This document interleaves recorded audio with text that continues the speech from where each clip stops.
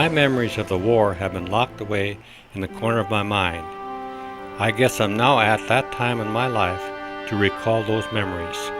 The war years were certainly an important turning point for me. It makes me uncomfortable if someone gives me special attention just because I fought at the Battle of the Bulge. I just did what I was expected to do, like so many others. I think it is more correct to say I was lucky.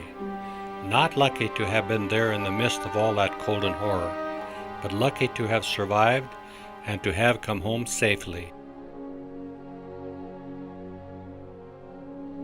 I was born on a little farm in a prairie town called New England in the southwest corner of North Dakota, the third son of a first-generation Norwegian parents. My father tried to scratch out a living for his wife and 7 children, and my mother managed to keep us all fed and clothed. I remember she told me that she gave birth to my second sister in the middle of the winter all alone. My sister did not live for more than an hour.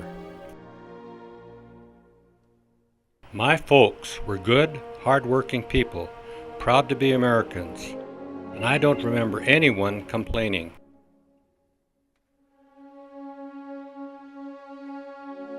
Still, between the dust storms and depression, we couldn't make a decent living in the Dakota prairie. When my parents heard about jobs in the defense industry in the Pacific Northwest, we packed up everything we could in the family car and moved out west in 1942. When the war started, it was only a matter of time before my 3 brothers and I were to find ourselves in uniform and prepared to fight. In August of 1943, I was inducted into the Army at the age of 18.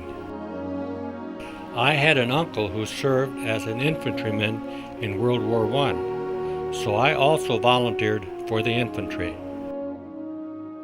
I was sent to England in April of 1944, crossed the Channel to Le Havre in December, and was trucked through various replacement depots to the front line at the Battle of the Bulge. I was assigned as a replacement to Company B of the 395th Infantry Regiment, 99th Division. We were assigned to defend the Elsenborn Ridge. I was a green, 19-year-old farm boy with no combat experience, but that was true of most of the guys I served with at the Bulge. We were called the Battle Babies.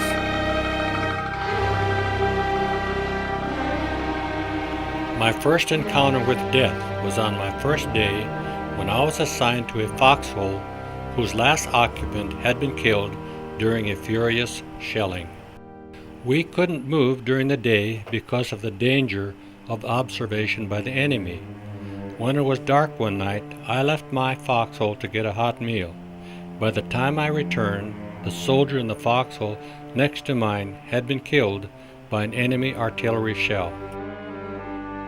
The shelling and noises of constant battle were bad enough, but we also had to deal with the freezing cold, and many men didn't have proper winter equipment. I remember using white bed sheets we took from the local villages to camouflage ourselves in the snow. Life on the front was an unrelenting hell of biting cold, artillery bursts, landmines hidden in the snow, booby-trapped bodies, destruction, and patrols. My time at the front ended on March 1st, 1945. While on patrol, we sighted some Germans coming toward us in a deep trench. I was ordered to stop them, and in the process was shot. Even though wounded, I managed to throw a grenade into the middle of the advancing enemy.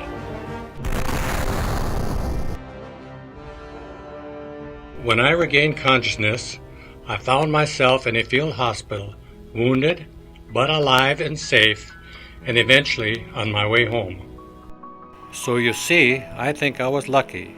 I managed to survive the worst battle of the war, and I was proud to serve my country.